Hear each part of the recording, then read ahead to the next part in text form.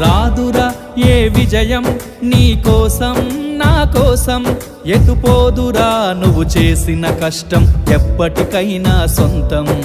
కాలంతో పయనించేవాడికి కానిది ఏముంది, సాధనతోనే సాధ్యమవ్వునని సదాశయంతో సాగర ముందుకు. రాదురా ఏ విజయం నీ కోసం నా కోసం, ఎటుపోదురా నువ్వు చేసిన కష్టం ఎప్పటికైనా సొంతం.